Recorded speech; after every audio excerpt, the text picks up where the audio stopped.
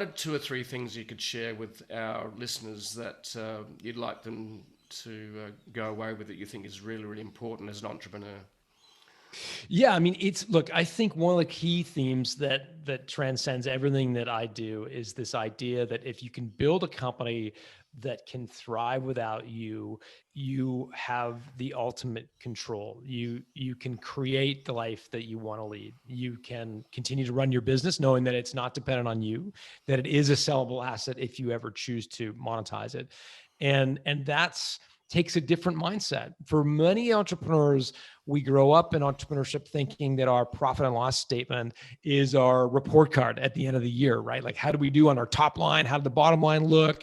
And in many cases, that's a false narrative, or it's a mirage, because if you can't build it that to a point where it doesn't depend on you, it's not very valuable, and it really can be really much less, more of a job than a real kind of transferable asset.